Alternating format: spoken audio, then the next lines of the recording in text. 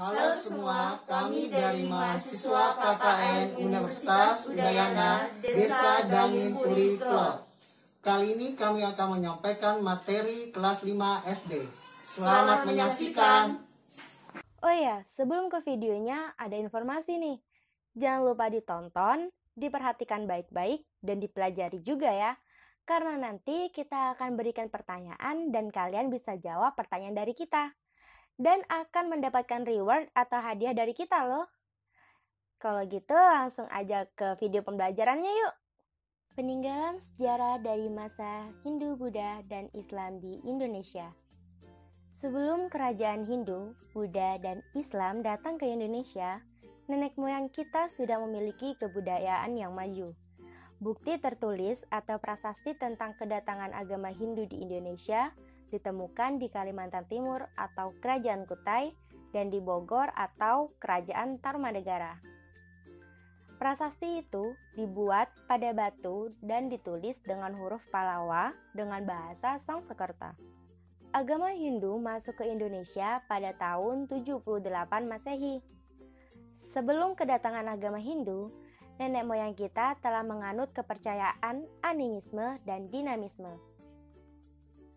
Animisme adalah pemujaan terhadap roh nenek moyang yang telah meninggal, sedangkan dinamisme adalah pemujaan terhadap benda-benda yang dianggap memiliki kekuatan gaib. Kerajaan yang bercorak Hindu. Kerajaan bercorak Hindu yang pertama datang ke Indonesia adalah Kerajaan Kutai yang terletak di Kalimantan Timur. Kerajaan ini berdiri pada tahun 400 Masehi. Peninggalan dari kerajaan ini adalah Prasasti Yupa. Raja Kutai yang terkenal yaitu Mulawarman. Yang kedua, Kerajaan Tarumanegara. Berdiri pada tahun 450 Masehi, raja yang terkenal dari Tarumanegara adalah Raja Purnawarman. Peninggalan sejarah yang terkenal adalah Prasasti Ciaruteun. Selanjutnya, Kerajaan Pajajaran. Kerajaan ini berdiri pada tahun 1333 Masehi. Raja yang terkenal adalah Raja Srijaya Bupati. Peninggalan sejarah dari kerajaan ini adalah Prasasti Rakyat Juru Panghambat. Selanjutnya adalah kerajaan yang bercorak Buddha. Kerajaan Kalingga. Kerajaan Kalingga berdiri sekitar tahun 600 Masehi. Ratu yang terkenal memimpin kerajaan ini adalah Ratu Sima. Dengan peninggalan sejarah prasasti Tukmas yang berhurufkan Palawa dan bahasa Sanskerta. Kemudian, Kerajaan Sriwijaya. Kerajaan ini berdiri tahun 700 Masehi, letaknya di Muratakus.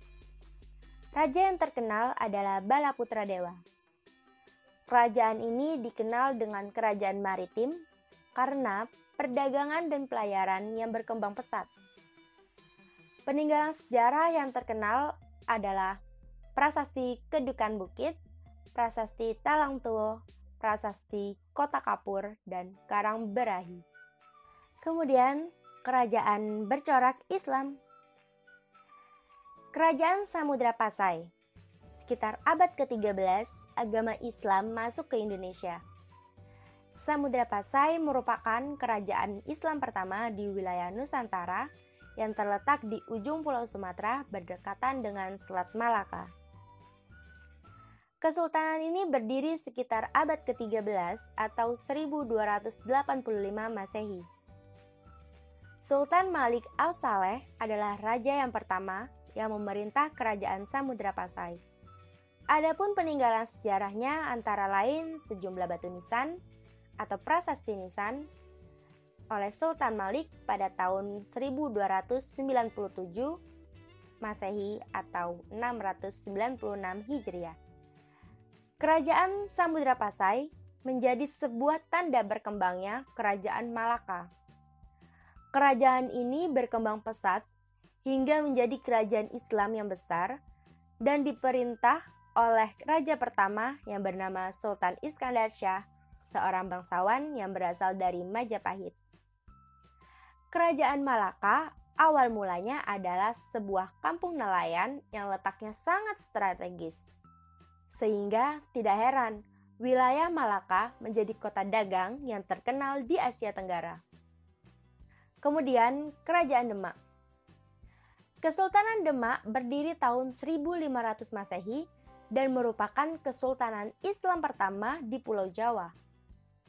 Pendirinya adalah Raden Fatah. Kesultanan ini memiliki peranan besar dalam penyebaran agama Islam di Indonesia. Selain itu, Kesultanan Demak memiliki peranan penting dalam bidang perekonomian, yaitu pada kegiatan pelayaran dan perdagangan. Masa kejayaan kerajaan ini saat diperintah oleh Sultan Trenggono, di mana salah satu keberhasilannya adalah Kerajaan Demak mampu menguasai Sunda Kelapa setelah merebutnya dari Kerajaan Pajajaran. Adapun penyebab runtuhnya kerajaan ini karena adanya perang saudara yang bertujuan merebutkan tahta kerajaan. Tokoh sejarah pada masa Hindu, Buddha, dan Islam di Indonesia. Pada masa Hindu di Indonesia, Kerajaan Tarumanegara. Purnawarman merupakan Raja Tarumanegara. Di bawah kepemimpinan Raja Purnawarman, Kerajaan Tarumanegara dan rakyatnya berjalan baik dan teratur. Bukti keberhasilan kepemimpinan ini tercermin dalam Prasasti Tugu. Di prasasti itu diceritakan pembangunan saluran air untuk pengairan dan pencegahan banjir. Kemudian, Kerajaan Kutai. Pendiri Kerajaan Kutai adalah Kundungga. Kerajaan Kutai merupakan kerajaan tertua Hindu di Indonesia. Raja kedua Kerajaan Kutai adalah Aswawarman, menggantikan Kundungga. Raja yang terkenal adalah Mulawarman karena ia raja yang terkenal adalah Mulawarman karena ia raja yang berperadaban baik, kuat, dan berkuasa. Kemudian Kerajaan Pajajaran. Raja yang terkenal adalah Sang Ratu Jayadewata dan mempunyai gelar Prabu Guru Dewata Prana, Sri Baduka Maharaja Ratu Haji. Sang Ratu menjalankan pemerintahannya berdasarkan kitab-kitab hukum yang berlaku, sehingga pemerintahannya berjalan dengan aman dan tentram. Pada masa itu, tidak ada perang. Jika ada rasa tidak aman, hanyalah terjadi pada mereka yang melanggar aturan saja. Kemudian, pada masa Buddha, Kerajaan Kalingga. Kerajaan ini dipimpin oleh seorang ratu yang bernama Sima. Ia memerintah dengan amat baik, keras, serta adil. Barang yang jatuh di jalan tidak ada yang berani menyentuhnya. Bahkan pada waktu ada pundi-pundi emas yang diletakkan dengan sengaja oleh utusan kerajaan lain, rakyat kerajaan ini menghindar dari pundi-pundi tersebut. Kemudian Kerajaan Sriwijaya. Raja-raja Sriwijaya merupakan pelindung agama Buddha dan penganut agama yang taat. Hal ini bukan suatu hasil perkembangan dalam waktu singkat dan tidak hilang begitu saja. Raja yang terkenal dari Kerajaan Sriwijaya adalah Balaputra Dewa dengan gelar Sailendrawam Satiklaka Sri Warawairamatana. Kemudian pada masa Islam, Samudra Pasai. Kerajaan Islam yang pertama kali di wilayah Nusantara diperkirakan muncul pada abad ke-13, yaitu Kesultanan Samudra Pasai. Sultan Malik Al-Saleh pada tahun 1297 merupakan raja di Nusantara yang memeluk agama Islam. Kesultanan Samudra Pasai terus berkembang, khususnya di bidang pelayaran dan perdagangan. Akhirnya, pada awal abad ke-15, kesultanan ini menjadi pusat kerajaan Islam. Kerajaan Samudra Pasai diperkuat oleh keterangan pedagang dari Venesia, yaitu Marco Polo yang pernah singgah di Perlak pada tahun 1292 Masehi. Sultan Malik Al-Saleh digantikan putranya yang bernama Sultan Malik Al-Tahir pada tahun 1297. Pada abad ke-15, Samudra Pasai mengalami kemunduran. Kemudian, Kesultanan Malaka.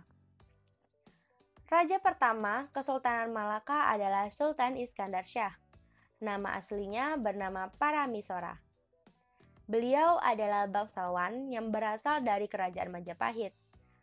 Pemerintahannya berlangsung sampai tahun 1413. Malaka sebagai pusat perdagangan dan penyebaran agama Islam mencapai puncaknya pada masa pemerintahan Sultan Muzaffar Shah. Kerajaan Malaka mulai mengalami kemunduran pada masa pemerintahan Sultan Mahmud Shah karena kedatangan bangsa Portugis yang dipimpin oleh Alfonso de Albuquerque. Kemudian Kerajaan Demak. Kerajaan Islam muncul di Demak, Jawa Tengah. Kerajaan Demak didirikan oleh Raden Fatah pada tahun 1478. Kerajaan Demak memberikan peran besar dalam peradaban Islam di Jawa. Halo adik-adik, bagaimana dengan videonya? Bermanfaat bukan? Terima kasih untuk kalian semua yang telah menonton video pembelajaran kali ini. Semoga bermanfaat dan ingat ya adik-adik, tetap belajar selama masa pandemi ini dan tetap mematuhi peraturan protokol kesehatan dengan memakai masker, Menjaga jarak dan cuci tangan. Sampai jumpa.